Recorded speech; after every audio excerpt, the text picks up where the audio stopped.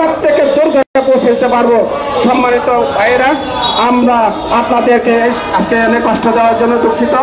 আমরা চেয়েছিলাম যে আমরা অফিসিয়ালি ভাবে তাদের সাথে বসে আমরা আমাদের পাওনাগুলো আদায় করে নিব। তারা আমাদের পাওনা না দিয়ে তারা আমাদেরকে রাস্তায় ছেড়ে দিয়েছেন। বলছেন পারলে যেভাবে পারেন আপনারা সেভাবে আদায় করেন।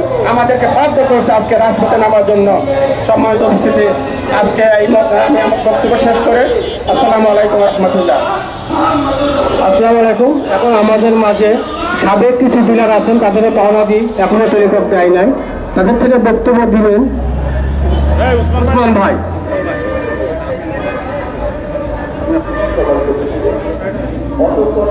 আসসালামু আলাইকুম প্রিয় সাংবাদিক ভাইয়েরা এবং বর্তমান অন্তর্বর্তী সরকারের মাননীয় উপদেষ্টা বৃন্দদেরকে দৃষ্টি আকর্ষণ করে বলছি, আমরা টেলিটকের ডিলার বৃন্দ, আমরা টেলিটকের পণ্যটা কিভাবে বিক্রয় করি। সারা বাংলাদেশে আমাদের 121 জন ডিলার ছিলেন। এই ডিলারের মাধ্যমে টেলিটকের সমস্ত পণ্য বিক্রয় করা হতো।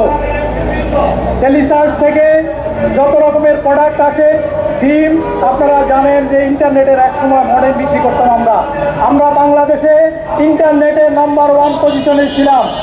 কারণ এই টেলিটকটার জন্ম হয়েছিল 2004 সালে ঐতিহাসিক একটা সময় লগ্নে, যেটার উদ্দেশ্য ছিল দেশের টাকা দেশে রাখুন, দেশের টাকা দেশে রাখুন। আমাদের এই স্লোগান নিয়ে আমরা এই টেলিটককে যাত্রা শুরু করেছিলাম। কিন্তু পরবর্তীতে কিছু দুর্নীতিবাজ কর্মকর্তা এর সাথে সংযুক্ত হয়ে এই স্লোগানটাকে পাল্টে দিয়ে তৈরি করলো কি, দেশের টাকা বিদেশে যাওয়ার সুযোগ করে দেন। দেশের টাকা কিভাবে বিদেশে যাওয়া যায় সেই সুযোগ করে দিন। আমাদের যখন প্রোডাক্টগুলি ভালো ভালো নিয়ে আসা হয়, আমরা যখন ইন্টারনেটে নাম্বার 1 পজিশনে ছিলাম, তখন বিদেশি কোম্পানির কাছ থেকে এই কর্মকর্তারা সুযোগ সুবিধা গ্রহণ করে আমাদের সেই ইন্টারনেটের প্রথম পজিশন থেকে আমাদেরকে একদম তলানিতে নিয়ে এসেছিল। আমাদের মডেমগুলি এয়ারপোর্টে বন্ধ থাকে, বিদেশি কোম্পানিদের গ্রামীণের এয়ারটেলের বাংলা লিগের মডেম চলে আসে, কিন্তু টেলিটকের মডেম নাকি এয়ারপোর্ট থেকে সরানো যায় না। আমরা একটা একমাত্র রাষ্ট্রীয় প্রতিষ্ঠান, আমাদের মডেম এয়ারপোর্টে আটকা। আমাদের যখন সিম প্রোডাক্ট আমাদের ডিমান্ড দেওয়া হয়, আমাদের সিমগুলি এয়ারপোর্টে আটকা থাকে, বছরের পর বছর, মাসের পর মাস এয়ারপোর্ট থেকে সরানো যায় না।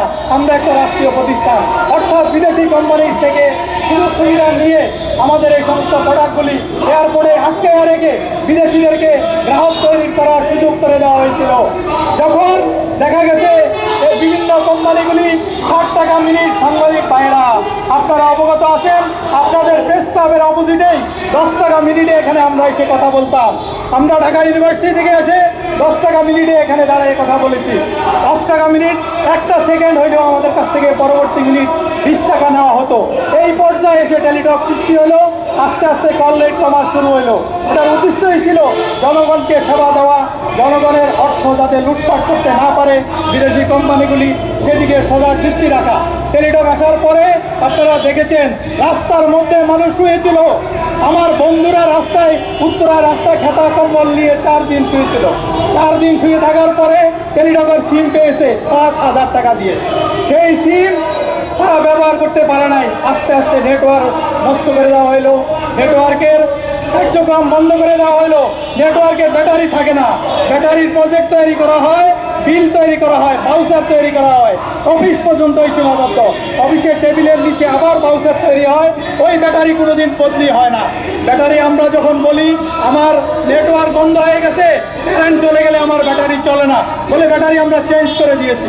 ওনাদের চেঞ্জ করার সিস্টেম কি, ওনারা ব্যাটারির পজিটিভটা নেগেটিভে নিয়ে দেয়, নেগেটিভটা পজিটিভে নিয়ে দেয়। এই হলো ওনাদের ব্যাটারি চেঞ্জ করার সিস্টেম। আমাদেরকে সহজভাবে বুঝায়, কারণ আপনারা জানেন সেলসের জন্য একজন দক্ষ, এক্সপার্ট, একজন শিক্ষিত, একজন ইয়ং জেনারেশনের এনার্জেটিক লোক দরকার। কিন্তু আমাদের টেলিটকের একমাত্র পৃথিবীতে একটা কোম্পানি, টেলিটক বাংলাদেশের রাষ্ট্রীয় প্রতিষ্ঠানের সেলস এবং মার্কেটিংয়ের সমস্ত জিএম, মার্কেটিং ম্যানেজার থেকে সমস্ত কর্মকর্তারা হলেন ইঞ্জিনিয়ার। ইঞ্জিনিয়ার নাকি সেলস চালায়, আমরা কখনো শুনি নাই। পৃথিবীতে কেউ শুনছে কিনা, প্রিয় সাংবাদিক বাইরেও শুনছেন কিনা আমরা জানি না। হতবাক হওয়ার মতো কথা। ইঞ্জিনিয়ারদের কাজ হলো রাস্তাঘাট তৈরি করা, বিল্ডিং মেরামত করা, বড় বড় অট্টালিকা তৈরি করা। জায়গায় জায়গায় ধরের বিকল্প এখন হিসেবে যাতে কম খরচ দিয়া একটা বড় বিল্ডিং বানানো যায়, একটা ব্রিজ বানানো যায়। কিন্তু আমাদের ইঞ্জিনিয়ারকে আমরা কিছু কিছু লোককে দেখেছি রডের বিকল্প হিসাবে বাঁশ ব্যবহার করেন। আমাদের টেলিটকের একই অবস্থায় সেলসের যেসব দায়িত্বে ছিলেন এই সমস্ত ইঞ্জিনিয়াররা আমাদেরকে রড ব্যবহার না করে আমাদেরকে বাঁশ দিয়েছেন। দেশের মানুষকে বাঁশ দিয়েছেন ওনারা, দেশের মানুষকে সহজভাবে সহজলভ্য পণ্যটা ব্যবহার করার সুযোগ থেকে বঞ্চিত করেছেন। আমরা যে টেলিটক এখন বর্তমানে 1 টাকারও কম পয়সায় 60 পয়সা মিনিটে ব্যবহার করতে পারি, সেইখানে আমাদের অন্যান্য অপারেটর আমাদের কাছ থেকে 3 টাকার মতো কেটে নিচ্ছে মিনিটে। আমাদেরকে বলে আমরা আপনাদেরকে 60 পয়সা বিল দিব, 1 টাকায় দিব, কিন্তু আমরা কল করার পরে দেখি সেটা 3 টাকার উপরে কেটে চলে যায়। আমাদেরকে 100 টাকা আপনি ভরেন, অন্যান্য অপারেটরে কিছুক্ষণ পরে 10 মিনিট কথা বলেন, দেখেন টাকা নাই।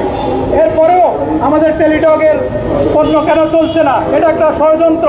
এই ষড়যন্ত্র করে আমাদের বর্তমান ম্যানেজমেন্টগুলি প্রত্যেকটা পদে পদে দুর্নীতি করেছেন।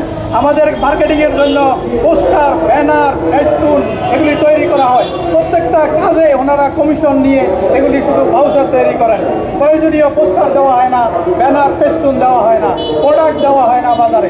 যে কোনো বাজারে যে পণ্যের ডিমান্ড আছে সেটাই বন্ধ করে রাখা হয় ষড়যন্ত্র করে।